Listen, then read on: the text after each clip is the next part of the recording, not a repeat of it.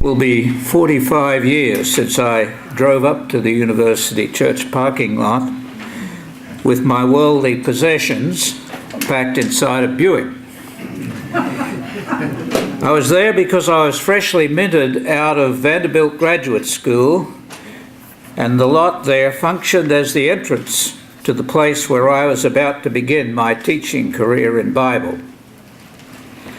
Now Austin Grad at that time was known as the Biblical Studies Center. It primarily functioned as one of the Bible chairs of the University of Texas.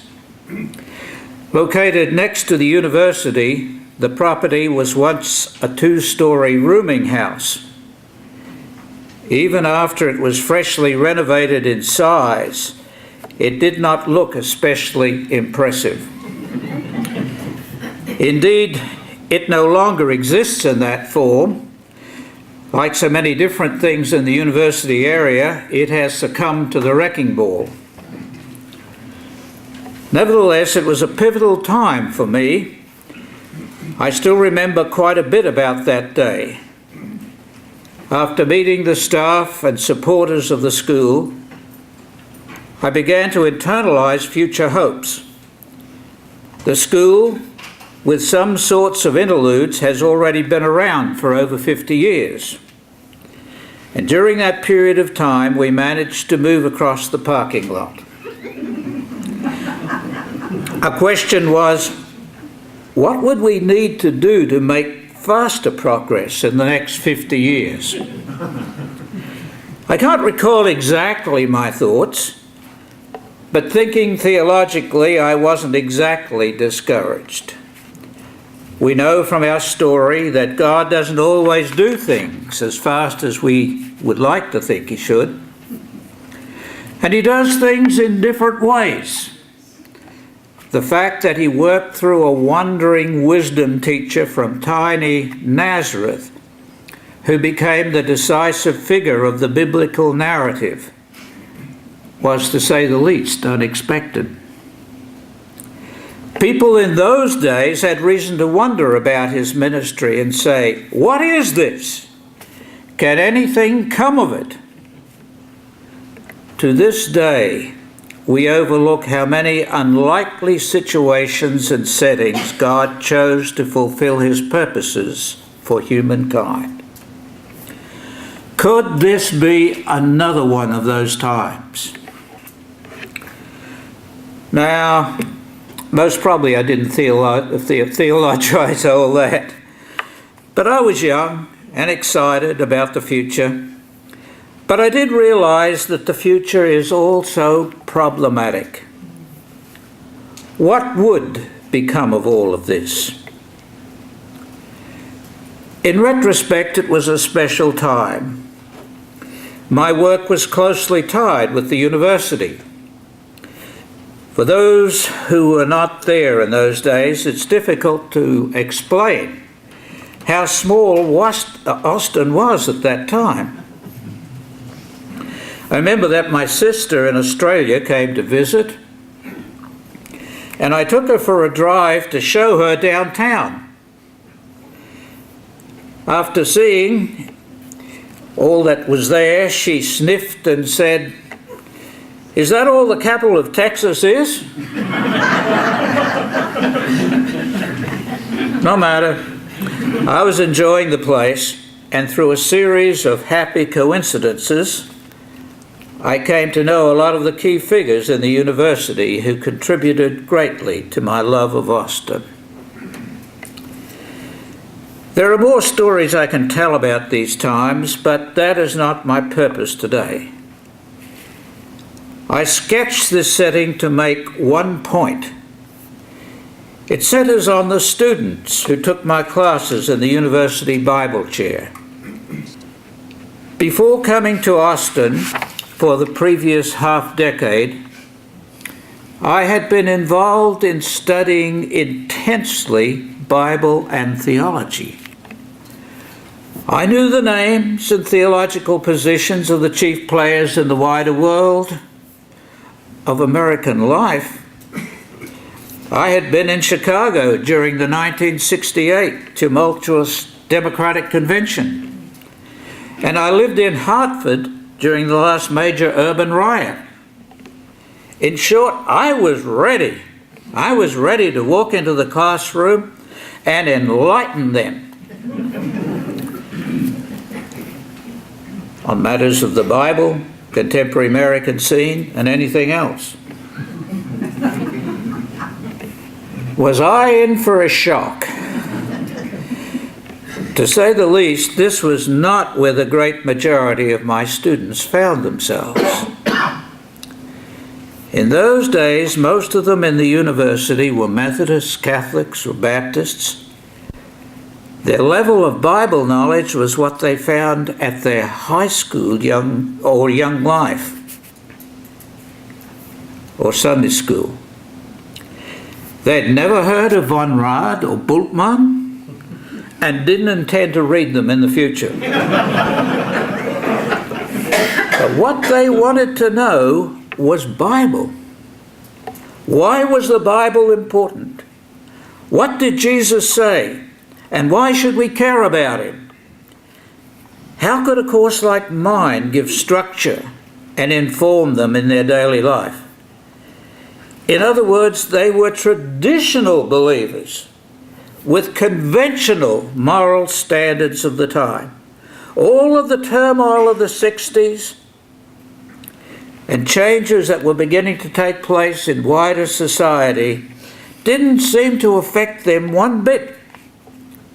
For the most part, the churches around campus were full, and as far as they could see, they would always remain so. So I soon left most of the works I studied in graduate seminars out of my lectures. I saw what I was doing was a kind of catechism on Christianity. What is in the Bible? What is it saying? What is its narrative, and why is it important? If I have any legacy, it will be that I learned to explain the Christian story to ordinary people. To succeed in that was enough, I think. That was what we were about in those special years. Historians, no doubt, will conclude that based on numbers, these were the golden years for the school. But it was not just because of good planning or quality of the faculty. As we now can see, we were living in a kind of Indian summer. Religion participated in the great surge of confidence in our major institutions that followed World War II. Even when I came here in the early 70s, these factors were still strong in Texas. The Bible chairs were in the right place at the right time. The influence of the greatest generation was still strong. That realization came back to me this past summer.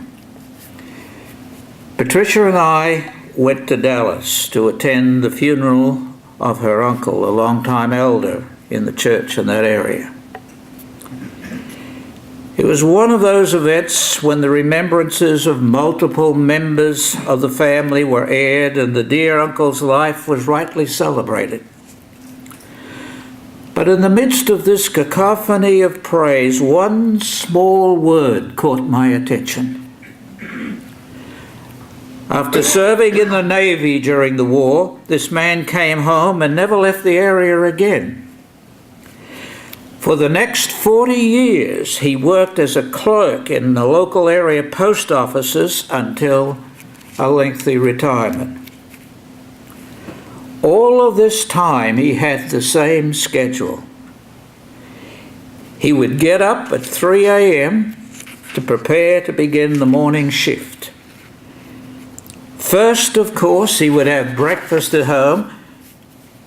Then this word, as one of the grandchildren related, every day, without fail, 3 o'clock in the morning, he could be seen reading his Bible and studying carefully from a set passage.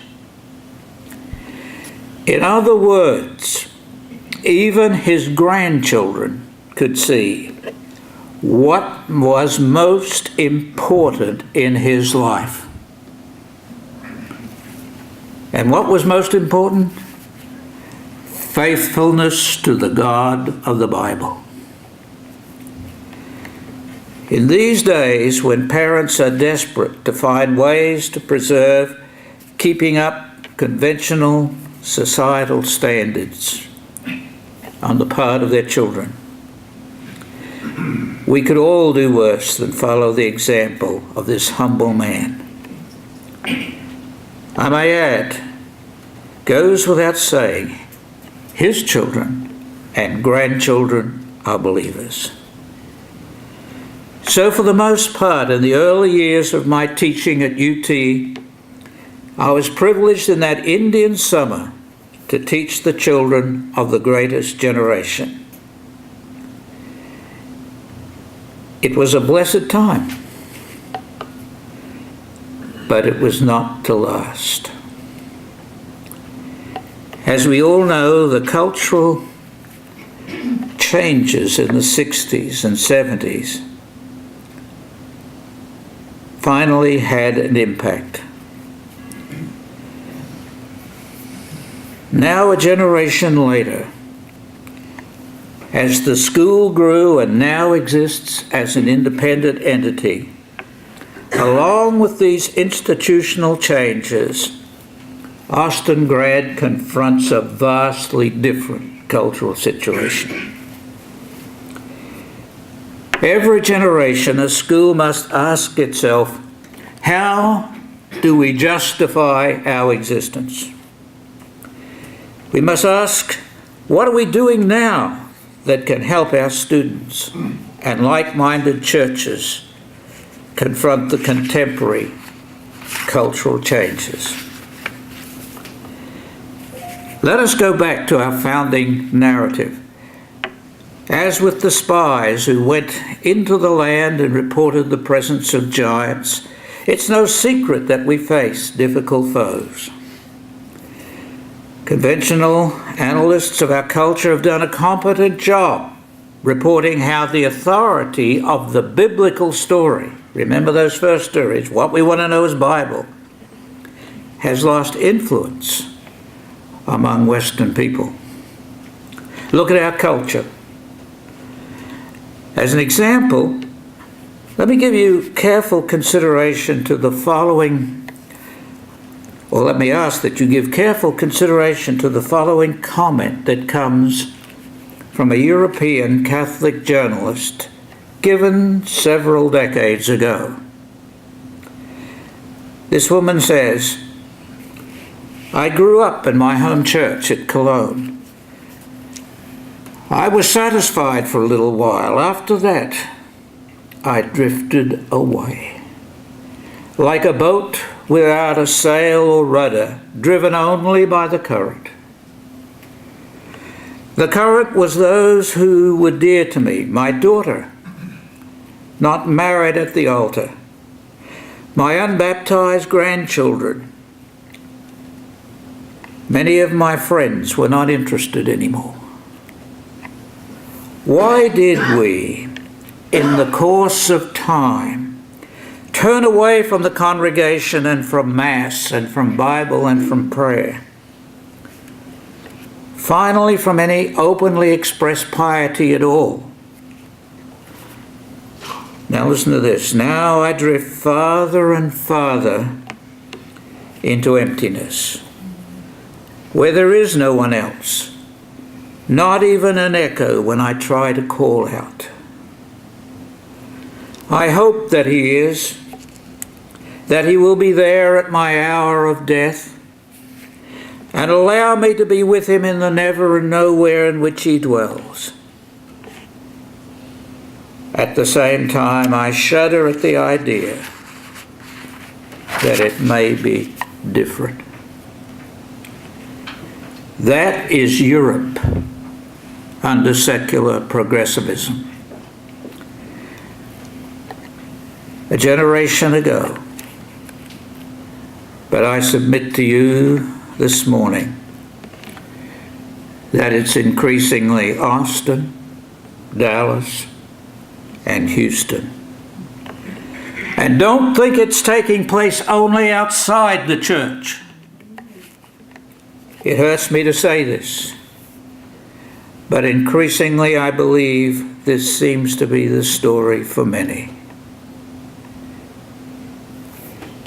D.G. Hart, a contemporary church historian, describes it as a sustained rejection of the values that informed the traditional faith communities of the past. In place of a life built around traditional family, faith, and service communities, we now have a generation engaged in a frantic search for what Hart calls, and I love this phrase, an inwardly derived, original, and authentic self. I must find my true self. That's the word of this generation that we face. Ethically, this plays out, of course, in a claim that no one has the right to judge what is truth for me or you. In fact, in an Orwellian sense, truth is what I feel at any given time. So in the midst of this time of solipsism, is it any wonder that the number of nuns, N-O-N-E-S, continue to pile up in religious listings? If not the greatest, this is one of those giants, one of the formidable challenges we face as we seek to recruit students from this generation to be our future church leaders. Today I'm speaking for many who want to find those future leaders. I've sat in elders' meetings and wondered where we can find them. At Austin Grad, we exist to help you in this task. Now retired and a little distant from the faculty, I can say we have a competent faculty which understands these things, the situation. But let me assert that there are no shortcuts if we are going to meet our responsibilities in these matters. Recently, I heard of a fellowship that openly boasted that of the 20 persons they had on staff, only one had some kind of traditional theological training. This is not an isolated instance. Let me humbly say that the church will be poorly served if it capitulates to the popular trends of the day, to hire people who are good at doing what is the latest fad. Ultimately, the only thing we have to offer people, as that elder in Dallas saw, is the biblical narrative about God's revelation of himself and his plans for his people. It has stood the test of time, but I can speak from a lifetime of teaching and writing that it is a complicated narrative, and for the most part it can best be explicated by those who have entered into a disciplined study of it. You know, each day as I come to my office, I pass a large church that is plastered with signs that feature the word grace. For years I didn't think too much about it. We're all in favour of grace. But as wonderful a role grace plays in the biblical story, it's only part of the narrative. As I was tying up my preparation for this talk, it was Yom Kippur, the day when the Jewish people of God openly confess their sins and penitentially seek forgiveness, resolving not to do them again. The Apostle Paul, a Jew, reminds us that the God of Abraham and Jesus will render to every man according to his works. As I said, it's a complicated story. Grace is a big part of it. But our culture needs more than easy grace. We do need people who are we do not need people who are poorly trained, fooling around with this story. And we need them in our teaching positions, and we need them in our pulpits. But a word of hope. In times of stress, we're prone to forget the structures and most important factors in this enterprise. We have a God who does not abandon his people. In the most unpredictable ways and in different times, in this unconventional narrative, God sustains his people and fulfills his purposes for the creation. That is what the Catholic lady in Europe and many of our millennial children who torment themselves in a vain search for their inner selves today miss. God has shown that he keeps his promises. Hebrews tells us, here we have no lasting city. There is something more. We seek a city that is to come. Our God will bring us home. But as our narrative shows it, it may not be in exactly the way we anticipate. And so to close, you know, the first anniversary has passed since 21 Coptic Christians were slaughtered off the coast of Libya. As their blood poured into the sea, you recall that place was specially selected by them as a sign that the same thing is going to happen for people who name Christ as Redeemer on the other side of the Mediterranean. People where Tatiana comes from. Narratives matter. Earlier this year, I was finishing a manuscript on how God keeps his promises. And for some way or somehow, I couldn't get this incident and the accompanying pictures in the press of their martyrdom out of my mind. And so I concluded my book with the full story about what happened. You see, there was a postscript to this terrible event. There was another man there, a young African, sub-Saharan, of uncertain origin and religion. The terrorists wanted to know about his religious convictions. He said he didn't know anything about these Christian people or their faith history. But then, after witnessing the whole episode, he blurted out, "Whoever their God is, he is my God."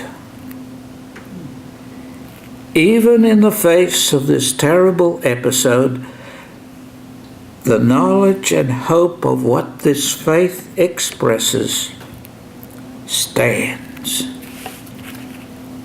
That is the last word. People tell us Do you really mean to think you folks at this school can still have an impact on this culture? Our narrative assures us that stranger things have happened.